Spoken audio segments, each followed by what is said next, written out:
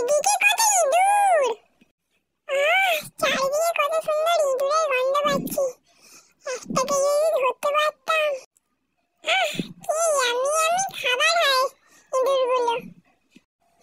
চারিদিকে ঘোরাফেরা করছে ইঁদুরগুলো। যাই মাকে গিয়ে একটু বলি, যদি একটা ইঁদুর ধরে দেয়।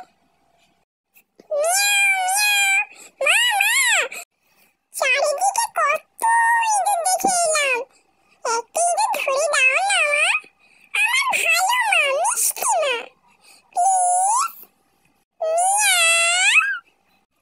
ইঁদুরগুলো কি টেস্টি হয়, ইয়ামি ইয়ামি, সুইট সুইট।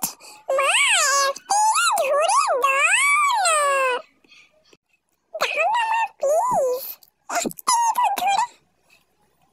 চারিদিকে ইঁদুরগুলো ছোটাছুটি করছে, আমার আর ভালো লাগছে না।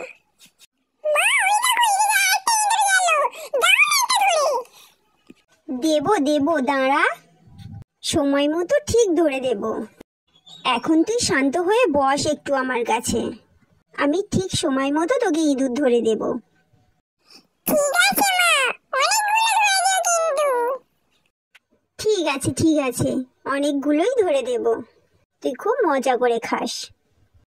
সকাল হলে তোকে শিখিয়ে দেব শিকার কি করে করতে হয়, কি করে ইঁদুর ধরতে হয়, ভালো করে শিখে নিস। মিয়াও মিয়াও।